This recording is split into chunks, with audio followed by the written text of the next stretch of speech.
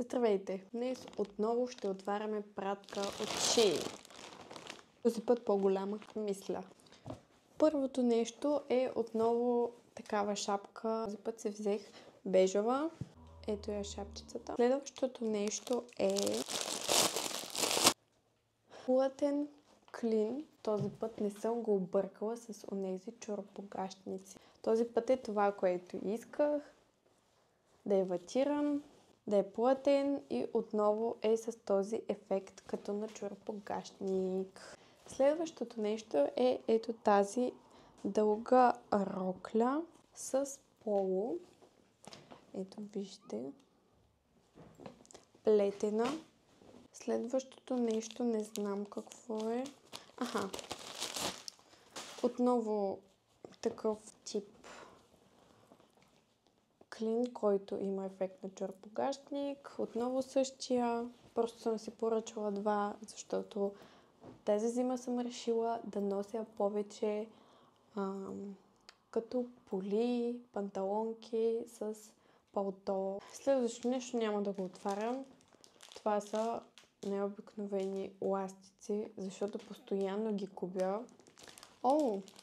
Следващото нещо е ето това, което е за навиване на коса. Ето това е то. Много ми хареса този цвет. Някои хора го ползват така, но гледах, че по-правилно е да се използва така. Трябва да гледам клипчета, за да се науча.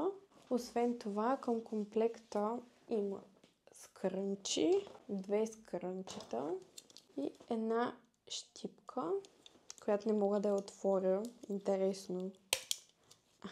Следващото нещо, така като го гледате, няма да го разберете, но това е корсет, който се носи така, върху ризи или нещо подобно. Не знам дали ще го нося, но просто реших да пробвам. Следващото нещо също няма да го отварям. Това са... Хайде ще го отворя, защото не знам дали виждате. Това са силиконови ластички, които очаквах да бъдат по-големи, но нищо. Пак ще свършат работа. Следващото нещо е доста интересно. Това е чанта. Голяма чанта. Ето така изглежда. А това е дръжката й.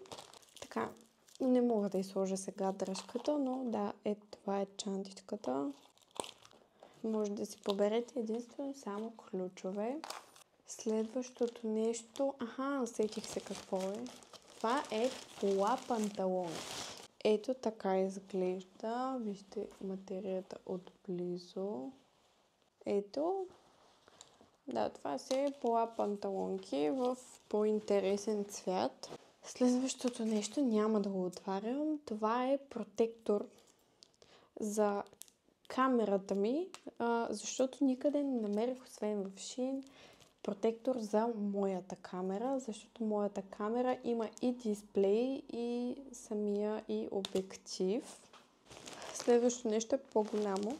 Това е един сет. Ватиран бежов сет. Това е горната част и това е долната с ластики. Ето как са вътре. Следващото нещо отново е рокля. Зачудих се, защото вече забравих, но между другото този път дойдоха за 8 дни. Тази рокля отново е дълга плетена, но тази е без поло. Така изглежда много странно. Ето вижте. Следващото нещо. Това ще ви е познато, защото в предната поръчка имах такъв. Ето.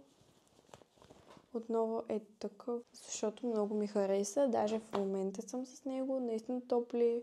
Много ми харесва. Следващото нещо са такива фибички, форкети, както искате ги наречете. Едни обички, които не знам дали ще нося, защото аз по принцип нося само сребро и не си свалям обеците. Много рядко си ги сменям по поводи. Не знам кога ще им дойде реда. Следващото също ще ви е доста познато от предното ми видео за Shein. Ето такава термоблузка, отново ватирана. Но предната ми беше бежова и реших този път да си взема една черна. И това е от мен. Това беше моята поръчка. Ако ви е било интересно, може да харесате видеото, да се абонирате за канала ми и да очаквате доста видеа съм ви подготвила. До скоро!